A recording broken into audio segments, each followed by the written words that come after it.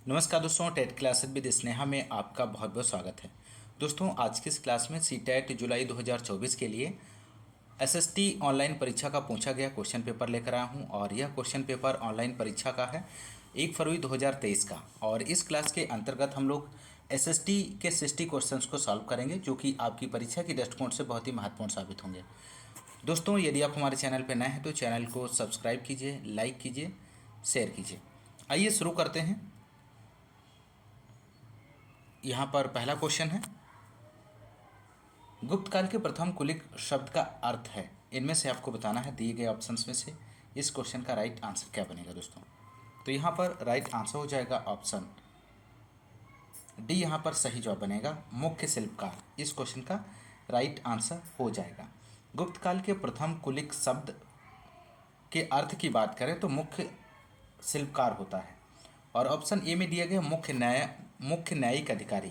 तो मुख्य न्यायिक अधिकारी को महादंड नायक कहते हैं। और मुख्य व्यापारी की बात करें तो मुख्य व्यापारी को सार्थवाह कहा जाता है दोस्तों। और दोस्तों, यदि हम बात करें कि गुप्त वंश का प्रथम महान शासक कौन था, तो चंद्रगुप्त प्रथम था। इस बात को भी आप लोग ध्यान रखिएगा। Next question, question number second है, वो भूर्ज बर्च जिसे कहते हैं छाल कहाँ पाई गई जिस पर ऋग्वेद की वैदिक प्रार्थनाएं सूक्त लिखी गई हैं। ऑप्शन ए है कश्मीर, ऑप्शन बी है महाराष्ट्र, ऑप्शन सी है बंगाल, ऑप्शन डी है बिहार। तो यहाँ पर सेकेंड का आंसर दीजिए आप लोग, क्या बनेगा। तो राइट आंसर हो जाएगा ऑप्शन डी, बिहार इसका सही आंसर हो जाएगा। बढ़ते हैं अगले क्वेश्चन की ओर। क्वेश्चन नंबर थर्ड है, निम्नलिखित में से कौन सी तमिल कृति हमें आम पुरुषों और महिलाओं के जीवन के बारे में सूचित करती हैं। ऑप्शन ए है शिल्पाधिकारम, ऑप्शन बी है वलैयापति, ऑप्शन सी है मणि मेकलई, ऑप्शन डी है पेरिया पोडनम। तो यहाँ पर राइट आंसर आप लोग दीजिए। तो थर्ड का जो आंसर सही होगा ऑप्शन डी हो जाएगा, पेरिया पोडम इसका राइट जवाब बनेगा दोस्तों। नेक्स्ट क्वेश्चन, क्वेश्चन नंबर 4 है यहाँ पर, निम्नलिखित में से कौन मेल नहीं खा रहा है। दिए गए ऑप्शंस में से आपको बताना है। तो राइट आंसर जो होगा ऑप्शन यहाँ पर डी हो जाएगा दोस्तों, महाबलीपुरम, महाबलीपुरम चोल। ऑप्शन डी जो है इसका सही जवाब हो जाएगा। महाबलीपुरम क्षेत्र का संबंध पल्लव वंश से है। तो यहाँ पर ऑप्शन डी जो है इसका राइट आंसर हो जाएगा। नेक्स्ट क्वेश्चन नंबर 5 है, निम्नलिखित कथनों पर विचार कीजिए। यहाँ पर आपको ऑप्शंस दिए गए हैं, आप सही विकल्प का चयन कर सकते हैं। तो क्वेश्चन नंबर 5 का यहाँ पर जो आंसर होगा दोस्तों ऑप्शन बी हो जाएगा। सेकेंड और थर्ड दोनों ऑप्शन यहाँ पर सही जवाब बनेगा। सेकेंड और थर्ड, तवारीख के लेखक नगरों में रहते थे और वे प्रायः अपने इतिहास सुल्तानों के लिए उनसे ढेर सारे पुरस्कार पाने की आशा में लिखा करते थे। नेक्स्ट क्वेश्चन, क्वेश्चन नंबर 6 है, निम्नलिखित में से कौन सी रचना सूरदास द्वारा संकलित नहीं है। दिए गए ऑप्शंस में से आपको बताना है। तो यहाँ पर राइट आंसर हो जाएगा ऑप्शन सी, साहित्य रत्ना। इस क्वेश्चन का सही आंसर हो जाएगा, साहित्य रत्ना सूरदास द्वारा संकलित नहीं है। सूरसागर, सूरसावली, साहित्य लहरी या तीनों सूरदास द्वारा संकलित हैं। सूरदास हिंदी के भक्तिकाल के महान कवि थे। ये भगवान श्री कृष्ण के अनन्य उपासक और ब्रज भाषा के श्रेष्ठ कवि थे। सूरदास हिंदी साहित्य के शौर्य माने जाते हैं। तो ऑप्शन सी यहाँ पर सही जवाब हो जाएगा। क्वेश्चन नंबर 7 है, निम्नलिखित कथन तथा कारण पर विचार करें तथा सही विकल्प चुनें। तो कथन ए यहाँ पर दिया गया है, 18वीं शताब्दी के दौरान मुगल साम्राज्य धीरे धीरे कई स्वतंत्र क्षेत्रीय राज्यों में बिखर गए। कारण आर है, मुगल सम्राटों की सत्ता के पतन के साथ कई प्रांतों के सूबेदारों और बड़े जमींदारों ने भारतीय उपमहाद्वीप के विभिन्न हिस्सों में अपनी शक्ति और प्रबल कर ली। सही विकल्प चुनें। तो यहाँ पर ऑप्शंस दिए गए हैं, आप सही विकल्प का चयन कर सकते हैं। तो यहाँ पर राइट आंसर जो होगा ऑप्शन ए हो जाएगा। ए और आर दोनों सही है, आर सही व्याख्या करता है एक ही। क्वेश्चन नंबर अगला 8 की बात करेंगे, किस क्षेत्र में भूस्वामियों को वेल्लार कहा जाता है। महत्वपूर्ण प्रश्न है। तो यहाँ पर आप इस क्वेश्चन का आंसर दे सकते हैं। तो राइट आंसर ऑप्शन बी हो जाएगा, तमिल क्षेत्र। तमिल क्षेत्र के भूस्वामियों को बेल्लार कहा जाता था। संगम युग में साधारण हल चलाने वाले को उझावर के नाम से जाना जाता था और दासों सहित भूमिहीन मजदूरों को कदैसियार और अदिमई के नाम से जाना जाता था। तो इस बात को भी आप साथ ही साथ ध्यान रखिएगा। क्वेश्चन नंबर 9 है, कथनों ए तथा बी को पढ़ें एवं सही उत्तर का चुनाव करें। तो यहाँ पर राजा राममोहन राय जैसे लोगों को सुधारक इसलिए कहा जाता था क्योंकि वे मानते थे कि समाज में परिवर्तन लाना और अन्यायपूर्ण तौर तरीकों से छुटकारा पाना जरूरी है। सुधारकों का विचार था कि इस तरह के परिवर्तन लाने के लिए लोगों को इस बात के लिए प्रेरित किया जाना चाहिए कि पुराने व्यवहार को छोड़कर जीवन का नया ढंग अपनाने के लिए तैयार हों। तो यहाँ पर ऑप्शंस दिए गए हैं, आप सही विकल्प का चयन कर सकते हैं। तो राइट आंसर हो जाएगा ऑप्शन सी, दोनों ए और बी ऑप्शन सही है। नेक्स्ट क्वेश्चन नंबर 10 है यहाँ पर, पूर्व मद्रास चेन्नई में स्थापित वेद समाज प्रेरित था। ऑप्शन ए है प्रार्थना समाज द्वारा, ऑप्शन बी है आर्य समाज द्वारा, ऑप्शन सी है ब्रह्म समाज द्वारा, ऑप्शन डी है युवा बंगाल आंदोलन द्वारा। तो राइट आंसर होगा ऑप्शन सी, ब्रह्म समाज द्वारा। पूर्व मद्रास चेन्नई में स्थापित वेद समाज ब्रह्म समाज द्वारा प्रेरित था। ब्रह्म समाज की स्थापना की बात करें तो राजा राममोहन रॉय के द्वारा 1828 ईस्वी में भारतीय समाज में व्याप्त कुरीतियों को दूर करने के लिए की गई थी। अब प्रार्थना समाज की स्थापना की बात करें तो 1867 ईस्वी में आत्मा राम पांडुरंग द्वारा की गई थी। और आर्य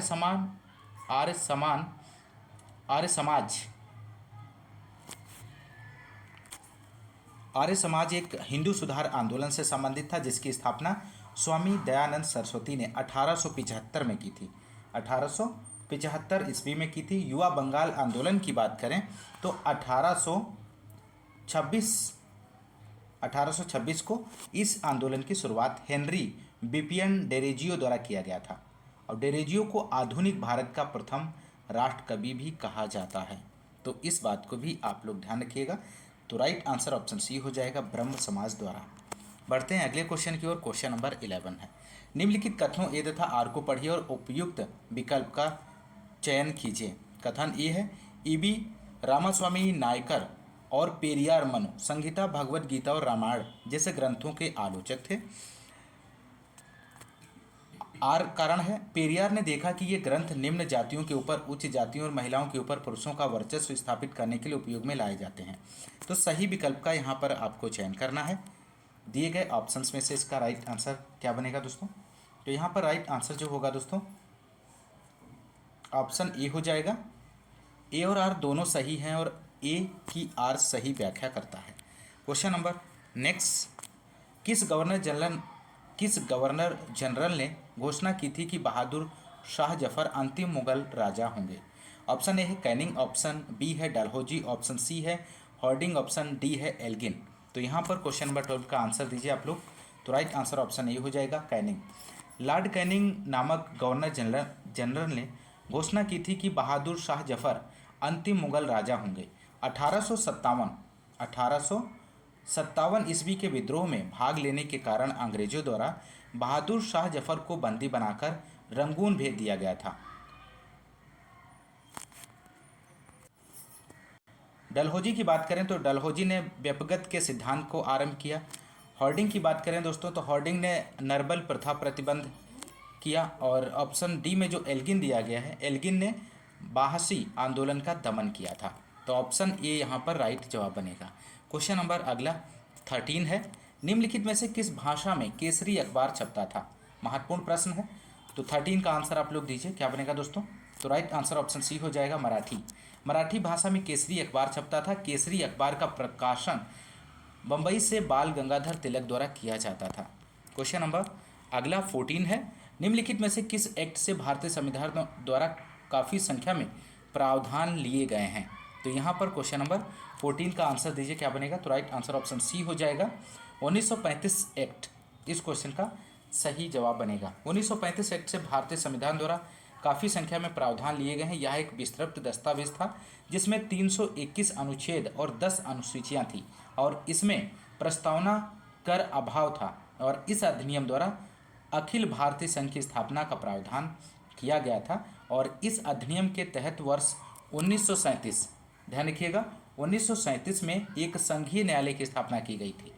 और इसी अधिनियम द्वारा वर्मा को ब्रिटिश भारत में पृथक कर दिया गया और 2 नए प्रांत सिंध और उड़ीसा का निर्माण हुआ। तो इस बात को आप लोग ध्यान रखिएगा। यदि हम बात करें 1909 एक्ट की, तो 1909 एक्ट में इसे मार्ले मिंटो सुधार के नाम से भी जाना जाता है और इस अधिनियम द्वारा मुसलमानों के लिए सांप्रदायिक प्रतिनिधित्व तथा पृथक निर्वाचन क्षेत्रों की स्थापना की गई। और ऑप्शन डी में 1947 दिया गया है, इंडियन इंडिपेंडेंस एक्ट 1947। तो भारतीय स्वाधीनता अधिनियम जिसे 1947, और इस अधिनियम के तहत भारत का विभाजन कर दो स्वतंत्र अधिराज्यों भारत और पाकिस्तान की स्थापना की। और इस अधिनियम के अंतर्गत 15 अगस्त 1947 से भारतीय रियासतों पर ब्रिटिश संप्रभुता की समाप्ति की भी घोषणा की गई थी। नेक्स्ट क्वेश्चन नंबर 15, निम्न में कौन सा सुमेलित नहीं है? दिए गए ऑप्शंस में आपको बताना, एक तरफ ग्रह दिए गए हैं, दूसरी तरफ चंद्रमा की संख्या है। तो आप लोग इसका राइट आंसर दीजिए, क्या बनेगा? तो राइट आंसर जो होगा ऑप्शन बी हो जाएगा, बृहस्पति। ऑप्शन बी जो है, बृहस्पति में चंद्रमा की जो संख्या 53 जो है सुमेलित नहीं है। बृहस्पति ग्रह में चंद्रमा की संख्या की बात करें तो 52 न होकर 27 है। नेपच्यून की बात करें, नेपच्यून की जो संख्या है वो 13 है। यूरेनस में 52 है और मंगल में 2 है। तो ऑप्शन बी जो है यहाँ पर राइट जवाब बनेगा। क्वेश्चन नंबर अगला 16 है, निम्नलिखित कथनों ए तथा आर को पढ़िए तथा उपयुक्त विकल्प का चयन कीजिए। कथन ए है, उत्तरी ध्रुव व्रत और उत्तरी ध्रुव के बीच के क्षेत्रों में बहुत ठंड होती है। कारण आर दिया गया है, सूर्य की किरणें हमेशा तिरछी होती हैं और कम उष्मा देती हैं। सही विकल्प चुनें। तो दिए गए ऑप्शंस में से आपको सही विकल्प का चयन करना है। तो यहाँ पर जो राइट आंसर होगा दोस्तों ऑप्शन बी हो जाएगा। ए और आर दोनों सही हैं, लेकिन आर ए की सही व्याख्या नहीं है। क्वेश्चन नंबर नेक्स्ट 17 है, सूर्य पूर्व में उदय होता है क्योंकि आपको यहाँ पर बताना है। ऑप्शंस दिए गए हैं, तो राइट आंसर ऑप्शन बी हो जाएगा, क्योंकि पृथ्वी पश्चिम से पूर्व की ओर चक्कर लगाती है। नेक्स्ट क्वेश्चन नंबर 18 है, भारत में केंद्रीय सरकारी कार्यालयों के खुलने का समय पूर्वाह्न 9 बजे भारतीय मानक समय है। चंडीगढ़ के पास 76 डिग्री 45 मिनट पूर्व देशांतर पर, कलकत्ता के पास 88 डिग्री 15 मिनट पूर्व देशांतर क्रमशः पर स्थित केंद्र सरकार के कार्यालय को खुलने का स्थानीय समय क्या होगा? तो यहाँ पर इस क्वेश्चन का जो राइट आंसर हो जाएगा ऑप्शन डी हो जाएगा, 8:37 पूर्वाह और 9:23 पूर्वाह क्रमशः। नेक्स्ट क्वेश्चन नंबर 19, दक्कन पठार अपने पश्चिमी भाग पर कौन सी भौतिक विशेषता से जुड़ा हुआ है? तो आप लोग यहाँ पर आंसर दीजिए, इस क्वेश्चन का आंसर क्या बनेगा? तो राइट आंसर ऑप्शन सी हो जाएगा, सह्याद्री इसका सही जवाब बनेगा। क्वेश्चन नंबर अगला 20 क्वेश्चन नंबर है, मिलान करें और उचित विकल्प का चयन कीजिए। एक तरफ कॉलम फर्स्ट है और दूसरी तरफ कॉलम सेकेंड दिया गया है, आपको यहाँ पर मिलान करना है दोस्तों।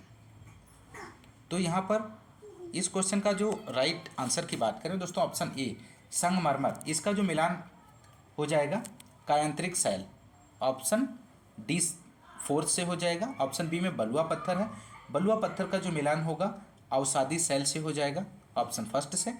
कोल या कोयला का जो मिलान होगा जीवाश्म ईंधन से, और ग्रेनाइट का जो यहाँ पर मिलान हो जाएगा दोस्तों आग्नेय शैल से। तो यहाँ पर सही विकल्प की यदि हम बात करें तो ऑप्शन सी हो जाएगा, ए का फर्स्ट, बी का फोर्थ, सी का थर्ड और डी का सेकेंड ऑप्शन सही जवाब बनेगा। क्वेश्चन नंबर 22 है, लद्दाख की जलवायु अत्यधिक शीतल और शुष्क है, निम्नलिखित में से कौन सा कार्य किसके लिए उत्तरदायी है? तो 22 का आंसर आप लोग दीजिए। तो यहाँ पर इस क्वेश्चन का जो राइट आंसर हो जाएगा दोस्तों ऑप्शन बी होगा, ऊंचाई, अल्टीट्यूड इसका सही जवाब बनेगा। लद्दाख की जलवायु अपनी ऊंचाई के कारण अत्यधिक शीतल और शुष्क है। लद्दाख उत्तर पश्चिमी हिमालय के पर्वतीय क्रम में आता है और जहाँ का अधिकांश धरातल कृषि योग्य नहीं है। यहाँ की जलवायु अत्यंत शुष्क एवं कठोर है। तो ऑप्शन बी यहाँ पर सही आंसर हो जाएगा। क्वेश्चन नंबर 23 है, निम्नलिखित कथनों ए तथा आर को पढ़ें तथा सही विकल्प का चयन कीजिए। तो कथन ए यहाँ पर दिया गया, कम तापमान वाले क्षेत्रों में वायु ठंडी होती है। कारण आर है, ठंडे क्षेत्रों में वायु भारी होती है। विकल्प नीचे दिए गए हैं, आप सही विकल्प का चयन कर सकते हैं। तो इसका राइट आंसर क्या बनेगा? तो राइट आंसर ऑप्शन ए हो जाएगा, ए और आर दोनों सही हैं और आर ए की सही व्याख्या है। नेक्स्ट क्वेश्चन नंबर 24, निम्नलिखित में से कौन सा जनसंपर्क माध्यम का उदाहरण नहीं है? तो दिए गए ऑप्शंस में से आपको नहीं का चयन करना है, इनमें से कौन सा नहीं है। तो राइट आंसर होगा option C, cellular phone. Cellular phone जनसंपर्क माध्यम का उदाहरण नहीं है। समाचार पत्र, रेडियो, टेलीविजन, यह तीनों जनसंपर्क के माध्यम हैं। सेल्यूलर फोन एक तार रहित चल चल संचार उपकरण है। ध्यान रखिएगा। क्वेश्चन नंबर अगला 25, भूमध्य सागरीय प्रकार की वनस्पति कहाँ पाई जाती है। तो क्वेश्चन नंबर 25 का आप लोग आंसर दीजिए, क्या बनेगा। तो राइट आंसर ऑप्शन डी हो जाएगा, दक्षिण पूर्वी अफ्रीका में। भूमध्य सागरीय प्रकार की वनस्पति दक्षिण पूर्वी अफ्रीका में पाई जाती हैं। यहाँ की अधिकतर वनस्पति में शुष्कता प्रतिरोधी क्षमता होती है। नेक्स्ट क्वेश्चन नंबर 27 है, मृदा के विचरण गठन में कौन से कारक मुख्य भूमिका निभाते हैं। तो 27 का यहाँ पर आपको आंसर देना है दोस्तों। ऑप्शन ए दिया गया मूल चट्टान, ऑप्शन बी है स्थलाकृति, ऑप्शन सी है जलवायु संबंधी कारक, ऑप्शन डी है समय। तो यहाँ पर राइट आंसर दीजिए आप लोग, क्या बनेगा 27 का। तो राइट आंसर ऑप्शन डी हो जाएगा। ओनली ए तथा सी इस क्वेश्चन का सही जवाब बनेगा। ए तथा सी, मूल चट्टान और जलवायु संबंधी कारक, इसका सही जवाब बनेगा। क्वेश्चन नंबर अगला 28 है यहाँ पर, कर्ज का जाल ग्रामीण इलाकों में मुख्यतः किसके बीच एक शोषणकारी संबंध को दर्शाता है।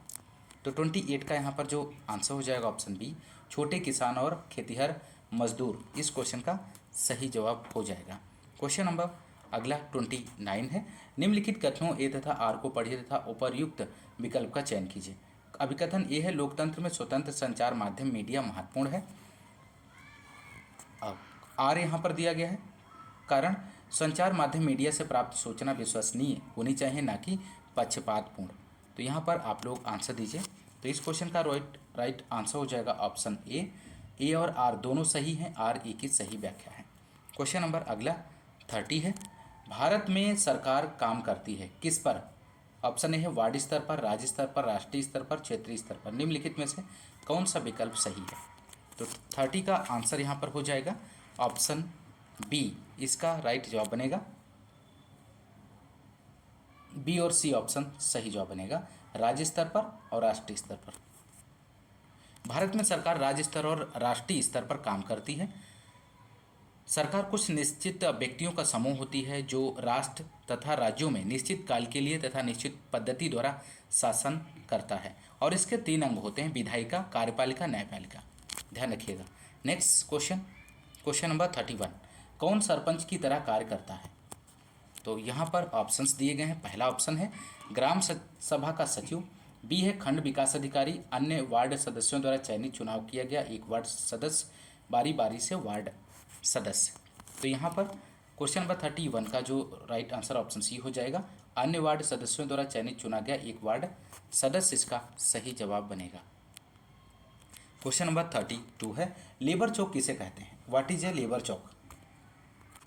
तो यहाँ पर आपको इस क्वेश्चन का आंसर देना है, लेबर चौक किसे कहते हैं। तो ऑप्शंस दिए गए, तो राइट आंसर ऑप्शन सी हो जाएगा। ऐसी जगह जहाँ दिहाड़ी मजदूर काम की तलाश में इकट्ठा होते हैं, उसे लेबर चौक कहते हैं दोस्तों, ध्यान रखिएगा। क्वेश्चन नंबर अगला है यहाँ पर 33, निम्नलिखित कथनों को पढ़ें और सही विकल्प चुनें। तो यहाँ पर ऑप्शंस दिए गए हैं, आप सही विकल्प का चयन कर सकते हैं। तो 33 का आंसर क्या होगा दोस्तों। तो यहाँ पर इस क्वेश्चन का जो राइट आंसर हो जाएगा ऑप्शन ए, केवल ए सही है। ऑप्शन ए यहाँ पर सही जवाब हो जाएगा। क्वेश्चन नंबर अगला है 34, निम्नलिखित कथनों ए और आर को पढ़िए तथा उपर्युक्त विकल्प का चयन कीजिए। अभिकथन ए दिया गया, किसी भी देश को पूरी तरह से लोकतांत्रिक नहीं कहा जा सकता है। कारण आर है, व्यक्ति और समुदाय सदैव लोकतंत्र को नए अर्थ देने का प्रयास करते हैं। नीचे विकल्प दिए गए हैं, आप सही विकल्प का चयन कर सकते हैं। तो यहाँ पर राइट आंसर ऑप्शन ए हो जाएगा। ए और आर दोनों सही हैं, आर ए की सही व्याख्या है। नेक्स्ट क्वेश्चन नंबर 35, जेंडर असमानता का समाधान किसके स्तर पर करने की ज़रूरत है। तो 35 का आंसर आप लोग दीजिए दोस्तों। तो राइट आंसर ऑप्शन बी हो जाएगा, परिवार, समाज और सरकार। जेंडर असमानता का समाधान परिवार, समाज और सरकार के स्तर पर करने की ज़रूरत है। लैंगिक असमानता का तात्पर्य लैंगिक आधार पर महिलाओं के साथ भेदभाव से है। परंपरागत रूप समाज में महिलाओं को कमज़ोर वर्ग के रूप में देखा जा रहा है। वे घर और समाज दोनों जगहों पर शोषण, अपमान और भेदभाव से पीड़ित होती हैं। सामाजिक, आर्थिक और राजनीतिक प्रगति के बावजूद वर्तमान भारतीय समाज में पितृसत्तात्मक मानसिकता जटिल रूप में व्याप्त है। लैंगिक असमानता को दूर करने के लिए परिवार, समाज और सरकार को महिलाओं के प्रति एक समान भाव प्रदर्शित करना चाहिए। तो ऑप्शन बी यहाँ पर राइट आंसर हो जाएगा। पढ़ते हैं अगले क्वेश्चन को। क्वेश्चन नंबर 36, निम्नलिखित में से कौन सा मौलिक अधिकार नहीं है?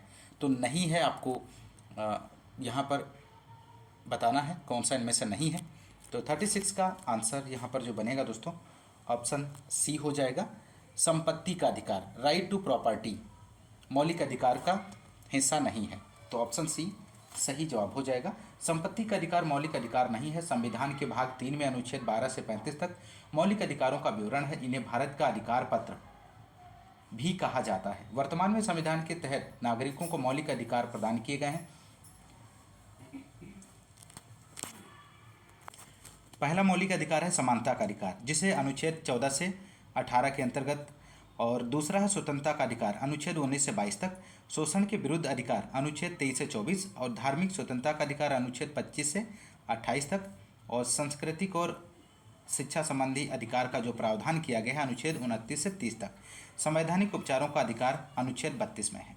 तो मूल संविधान में सभी नागरिकों को अनुच्छेद 19 के तहत 7 प्रकार की स्वतंत्रता प्रदान की गई थी, लेकिन संपत्ति के अधिकार अनुच्छेद 19(1) को 44वें संविधान संशोधन से हटा दिया गया है और इसे संविधान के भाग 12 में अनुच्छेद 300(a) के तहत कानूनी अथवा विधिक अधिकार बनाया गया है। महत्वपूर्ण जानकारी है, आप लोग ध्यान रखिएगा। क्वेश्चन नंबर अगला है 37। स्कूलों में मध्याह्न भोजन की योजना का प्रावधान निम्नलिखित में से भारतीय नागरिकों को प्राप्त किस मौलिक अधिकार का विस्तार है? महत्वपूर्ण प्रश्न है दोस्तों। यहाँ पर ऑप्शंस दिए गए हैं, आप इस क्वेश्चन का आंसर दे सकते हैं। तो यहाँ पर राइट आंसर ऑप्शन बी हो जाएगा, राइट टू लाइफ, जीवन का अधिकार। स्कूलों में मध्याह्न भोजन की योजना का प्रावधान भारतीय नागरिकों को प्राप्त जीवन का अधिकार नामक मौलिक अधिकार का विस्तार है। भारत के संविधान के अनुच्छेद 21 में कहा गया है कि कानून द्वारा स्थापित प्रक्रिया के अलावा किसी भी व्यक्ति को उसके जीवन या उसकी व्यक्तिगत स्वतंत्रता से वंचित नहीं किया जाएगा। यह अधिकार प्रत्येक व्यक्ति पर लागू होता है, न कि केवल भारतीय नागरिकों पर। अनुच्छेद 21 के अंदर अनेक अधिकारों को शामिल करते हुए इसकी सीमा का विस्तार किया गया है, जिसमें शामिल है आजीविका, स्वच्छ पर्यावरण, बेहतर स्वास्थ्य, अदालतों में त्वरित सुनवाई तथा कैद में मानवीय व्यवहार से संबंधित अधिकार उल्लेखनीय है। प्राथमिक स्तर पर शिक्षा के अधिकार को 86वें संशोधन 2002 के द्वारा अनुच्छेद 21(e) के तहत मौलिक अधिकार बना दिया गया है। समानता का अधिकार की बात करें तो अनुच्छेद 14 से 18 तक में इसका प्रावधान किया गया है। और शोषण के विरुद्ध अधिकार की बात करें तो अनुच्छेद 23 से 24 में है। धार्मिक स्वतंत्रता का अधिकार अनुच्छेद 25 से 28। क्वेश्चन नंबर 38 है, इंसाफ में देरी यानी इंसाफ का कत्ल, यह मोहरा भारत की न्याय व्यवस्था से जुड़ी निम्नलिखित में से किस समस्या को दर्शाता है? तो 38 का आपको यहाँ पर आंसर देना है दोस्तों। इसका राइट आंसर क्या बनेगा? तो राइट आंसर ऑप्शन बी हो जाएगा, न्यायालयों द्वारा सुनवाई खत्म करने में अप्रत्याशित देरी होना। इस क्वेश्चन का सही जवाब बनेगा दोस्तों। क्वेश्चन नंबर अगला 39, 2006 में लागू हुआ वन अधिकार अधिनियम एक ऐसा कानून है जो किसके अधिकारों को सुनिश्चित करता है? ऑप्शन फर्स्ट है वनवासी, ऑप्शन सेकंड है अनुसूचित जनजाति, ऑप्शन थर्ड है पेपर मिल मालिक, ऑप्शन फोर्थ है जानवर अधिकार कार्यकर्ता। तो यहाँ पर इस क्वेश्चन का आंसर आप लोग दीजिए दोस्तों, क्या बनेगा? तो 39 का जो आंसर हो जाएगा, ए और बी ऑप्शन इसका सही जवाब बनेगा। तो यहाँ पर दोस्तों राइट आंसर हो जाएगा फर्स्ट वनवासी और सेकेंड अनुसूचित जनजाति, इसका सही जवाब बनेगा। 2006 में लागू हुआ वन अधिकार अधिनियम एक ऐसा कानून है जो वनवासी और अनुसूचित जनजाति के अधिकारों को सुनिश्चित करता है और यह अधिनियम उन अधिकारों को मान्यता प्रदान करता है जिन पर ये समुदाय विभिन्न प्रकार की जरूरतों के लिए निर्भर थे, जिनमें आजीविका, निवास और अन्य सामाजिक सांस्कृतिक आवश्यकताएं शामिल हैं। यह अधिनियम आदिवासियों या वनवासियों द्वारा खेती की जाने वाली भूमि पर स्वामित्व का अधिकार देता है। वन निवासियों के अधिकारों का विस्तार लघु वनोत्पाद और चराई क्षेत्रों तक है। तो आप लोग ध्यान रखिएगा। क्वेश्चन नंबर अगला क्वेश्चन नंबर 40 है दोस्तों, निम्नलिखित में से किस स्थिति को अनुभव करने के साथ हाशियाकरण प्रायः संबंधित होता है? तो 40 का आंसर दीजिए। तो यहाँ पर इस क्वेश्चन का जो राइट आंसर होगा दोस्तों, ऑप्शन ए हो जाएगा। ए और बी ऑप्शन इस क्वेश्चन का सही जवाब बनेगा। ए और बी, अभाव, वंचन और भेदभाव, इसका सही जवाब बनेगा। नेक्स्ट क्वेश्चन, क्वेश्चन नंबर 41, सामाजिक विज्ञान में एक विषय के रूप में माध्यमिक स्तर पर सम्मिलित नहीं है। क्या सम्मिलित नहीं है? मनोविज्ञान, भूगोल, इतिहास, राजनीतिक विज्ञान। तो 41 का आंसर हो जाएगा दोस्तों यहाँ पर ऑप्शन ए हो जाएगा, मनोविज्ञान। सामाजिक विज्ञान में एक विषय के रूप में माध्यमिक स्तर पर मनोविज्ञान सम्मिलित नहीं है, बल्कि भूगोल, इतिहास, राजनीतिक विज्ञान सामाजिक विज्ञान में एक विषय के रूप में सम्मिलित हैं। इस बात को भी ध्यान रखिएगा। क्वेश्चन नंबर अगला 42 है, ऐतिहासिक अध्ययन किसके विकास में मदद करते हैं? आध्यात्मिक पक्ष के स्तर, ज्ञानात्मक पक्ष के स्तर, मनोक्रियात्मक पक्ष के स्तर और आर्थिक पक्ष के स्तर। तो 42 का आंसर हो जाएगा ऑप्शन बी, ज्ञानात्मक पक्ष के स्तर। इस क्वेश्चन का राइट जवाब बनेगा दोस्तों। क्वेश्चन नंबर अगला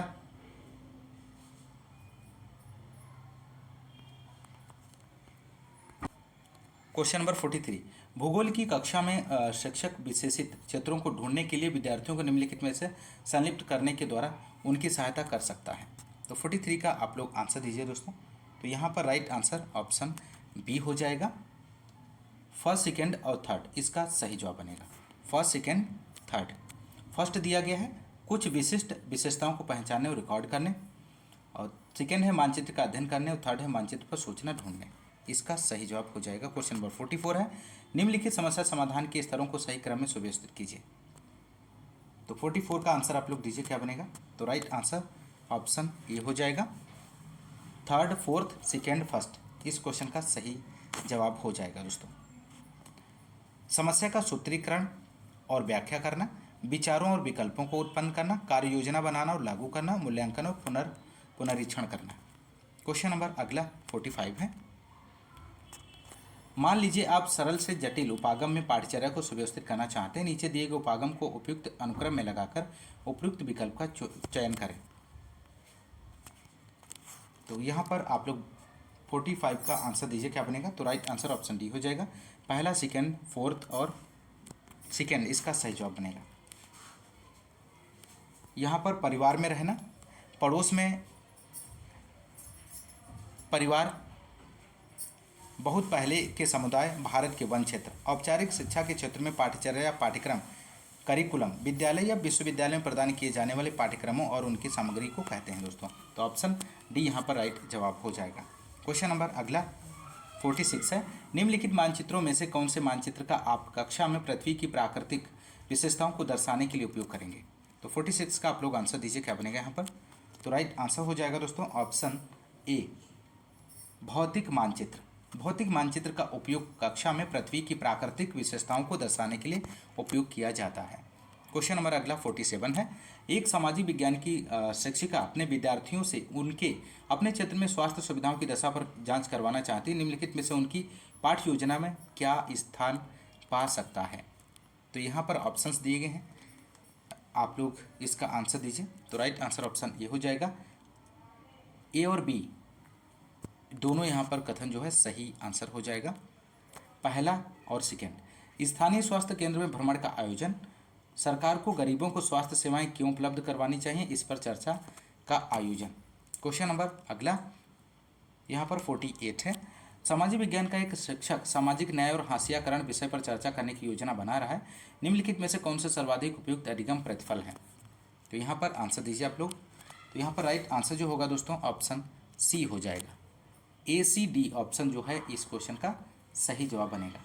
क्वेश्चन नंबर अगला 49, मैं एक मुस्लिम बाहुल्य क्षेत्र में रहती हूँ। मैं और मेरा भाई पड़ोस में ही इफ्तार की एक दावत में गए थे और हमने परंपरागत कपड़े यानी क्रमशः शेरवानी एवं सलवार कमीज़ पहन रखे थे।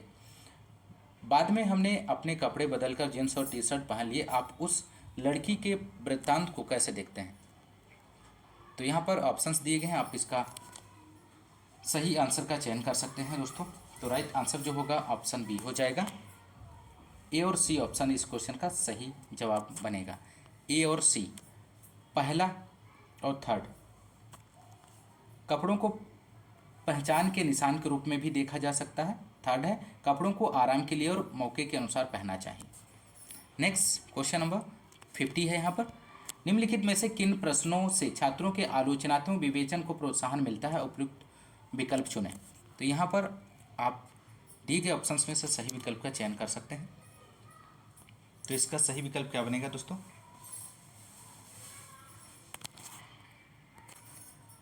तो यहाँ पर राइट आंसर हो जाएगा दोस्तों ऑप्शन बी, बहुदलीय व्यवस्था के गुण और अवगुण क्या क्या हैं। क्वेश्चन नंबर, माफ कीजिएगा, ऑप्शन बी यहाँ पर सही जवाब हो जाएगा। बी और डी इसका राइट जवाब बनेगा। बी ऑप्शन की बात करें, बी और डी इसका राइट जवाब बनेगा। डी दिया गया है, आज के गांव और महाजनपद के समय के गांव की व्यवस्था में 3 अंतरों को बताएं। अगला क्वेश्चन, क्वेश्चन नंबर 51 है, निम्नलिखित कथनों ए और आर को पढ़िए तथा सही विकल्प का चयन कीजिए। अभी कथन यहाँ पे दिया गया है, ए, ब्रांडिंग का अर्थ है किसी उत्पाद पर किसी विशेष नाम या चिन्ह की मुहर लगाना ताकि एक उत्पाद को बाजार में प्रचलित अन्य उत्पादों से अलग भिन्न देखें। कारण आर है, ब्रांडिंग या दागना पशुपालन की जरूरत से उभरा एक शब्द है जहां मालिकों ने पशुओं पर पहचानने की समस्या को दूर करने के लिए अपना खास चिन्ह लगाने का सोचा। विकल्प दिए गए हैं नीचे, आपको सही विकल्प का चयन करना है। तो यहाँ पर राइट आंसर जो होगा दोस्तों ऑप्शन ए हो जाएगा। ए और आर दोनों सही हैं, ए की आर सही व्याख्या करता है। क्वेश्चन नंबर अगला 52, निम्नलिखित कथनों ए तथा आर विचार करें और सही विकल्प का चयन करें।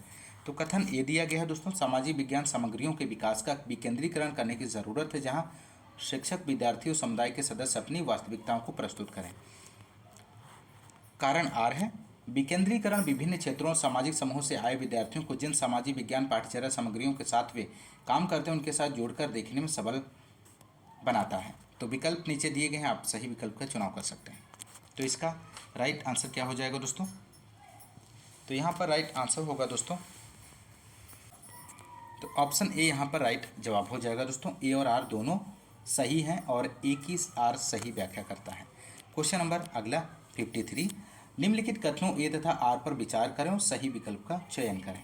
तो यहाँ पर कथन ए दिया गया है, परंपरागत रूप से सामाजिक विज्ञान पाठ्यचर्या में जेंडर संबंधी मुद्दों के समायोजन में स्त्रियों के उदाहरणों को शामिल करते हैं।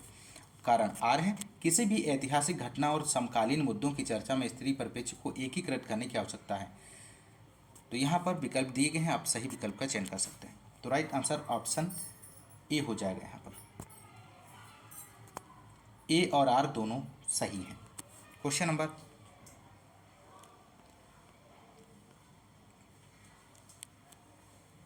अगला क्वेश्चन, क्वेश्चन नंबर 54 है, इनमें से कौन द्वितीयक स्रोत का उदाहरण है? तो द्वितीयक स्रोत का उदाहरण आपको बताना है।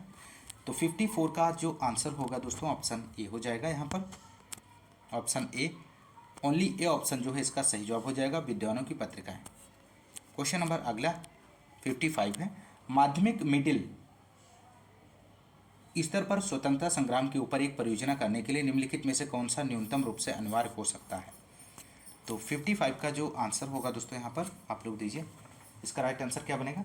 ऑप्शन डी इसका राइट जवाब हो जाएगा, प्रश्नावली पर आधारित आंकड़ों का संग्रह। क्वेश्चन नंबर अगला 56 है, आरटीई एक्ट 2009 के अनुसार निम्नलिखित में से कौन सी संस्था संस्थानों से मूल्यांकन प्रक्रमों को विकसित करने की अपेक्षा है? तो 56 का आप लोग आंसर दीजिए। तो राइट आंसर हो जाएगा ऑप्शन ए, ए और बी दोनों सही हैं, केंद्र सरकार और राज्य सरकार। क्वेश्चन नंबर अगला 57, किसी कक्षा या विद्यालय का आकलन, यहाँ पर आपको फिल करना से आरंभ होता है और किस पर समाप्त होता है। तो 57 का आपको आंसर देना है दोस्तों। तो राइट आंसर क्या हो जाएगा यहाँ पर? तो राइट आंसर होगा ऑप्शन बी, नियोजन आकलन और योगात्मक आकलन। इस क्वेश्चन का सही जवाब बनेगा। क्वेश्चन नंबर अगला है, यहाँ पर 58 की बात करेंगे दोस्तों, विद्यालयों के कार्यों के स्वोद्देश्य संग्रहण को क्या माना जा सकता है? रिपोर्ट कार्ड, पोर्टफोलियो, नियत कार्य, रूब्रिक। तो 58 का आंसर दीजिए। तो राइट आंसर ऑप्शन बी हो जाएगा, पोर्टफोलियो को माना जाता है, पोर्टफोलियो माना जाता है दोस्तों। क्वेश्चन नंबर अगला यहाँ पर 59 है, सामाजिक विज्ञान की एक शिक्षिका यह मूल्यांकन करना चाहती है कि क्या विद्यार्थियों ने जनसंख्या पिरामिड के संप्रत्यय को समझ लिया है या नहीं, निम्न में से क्या सहायक हो सकता है? पहला ऑप्शन है वे जनसंख्या पिरामिड को पढ़ सकते हैं और उनकी व्याख्या कर सकते हैं। सेकेंड ऑप्शन है बी, दिए गए आंकड़ों के आधार पर जनसंख्या पिरामिड बना सकते हैं। सी ऑप्शन है जनसंख्या पिरामिड की सहायता से वे रोजगार में लगे लोगों के बारे में अनुमान लगा सकते हैं। और यहाँ पर दिए गए ऑप्शंस में से आपको सही विकल्प का चयन करना है। तो यहाँ पर राइट आंसर हो जाएगा दोस्तों ऑप्शन ए यहाँ पर सही जवाब हो जाएगा। ए और बी ऑप्शन जो है इस क्वेश्चन का सही आंसर हो जाएगा। वे जनसंख्या पिरामिड को पढ़ सकते हैं और उनकी संख्या व्याख्या कर सकते हैं। और बी है दिए गए आंकड़ों के आधार पर जनसंख्या पिरामिड बना सकते हैं। क्वेश्चन नंबर अगला और अंतिम है इस क्वेश्चन पेपर का। निम्नलिखित में से कौन से प्रश्न अधिगमकर्ताओं के विश्लेषण करने के कौशल को आंकते हैं? तो यहाँ पर आप लोग बताना है इसका आंसर क्या बनेगा। पहला ऑप्शन है अगर हिमालय की सभी हिमनदी पिघल जाएं तो भारत में मानव जीवन पर इसके क्या प्रभाव होंगे। सेकेंड है हम उपभोक्ता न्यायालय में कैसे केस दाखिल करेंगे। थर्ड है वित्त आयोग क्या है, राज्य वित्त आयोग के मुख्य कामों का वर्णन कीजिए। फोर्थ है भारत में राष्ट्रीय एकीकरण क्यों आवश्यक है। विकल्प यहाँ पर दिए गए हैं, आप सही विकल्प का चयन कर सकते हैं। तो क्वेश्चन नंबर 60 का जो आंसर होगा ऑप्शन डी हो जाएगा। ए और डी इस क्वेश्चन का सही जवाब बनेगा दोस्तों। अधिगमकर्ताओं के विश्लेषण करने के निम्न कौशल आंके जा सकते हैं। अगर हिमालय की सभी हिमनदी पिघल जाए तो भारत में मानव जीवन पर इसके क्या प्रभाव होंगे। भारत में राष्ट्रीय एकीकरण क्यों आवश्यक है। जब हम अधिगम की प्रक्रिया द्वारा अनुक्रियाओं को ऐसी समवर्गीय श्रृंखला का अर्जन करते हैं जिन्हें पूर्ण दक्षता के साथ संपन्न किया जाता है तो इस प्रकार की उपलब्धि को कुशलता या कौशल का नाम दिया जाता है। तो दोस्तों ये रहे 60 क्वेश्चंस आपने एसएसटी की इस क्लास में आपने सॉल्व किए, जो कि ऑनलाइन परीक्षा पर आधारित क्वेश्चंस आपने देखे इस क्लास में, जो कि ये 2023 का ऑनलाइन परीक्षा का पूछा गया क्वेश्चन पेपर है। तो आप लोग यदि आप जुलाई 2024 की प्रिपरेशन कर रहे हैं तो आप इस चैनल के माध्यम से जुड़ सकते हैं। और यदि आप हमारे चैनल पर नए हैं तो चैनल को सब्सक्राइब कीजिए, लाइक कीजिए, शेयर कीजिए। आज की इस क्लास में बस इतना ही, मिलते हैं नेक्स्ट क्लास में। तब तक के लिए नमस्कार, जय हिंद, धन्यवाद।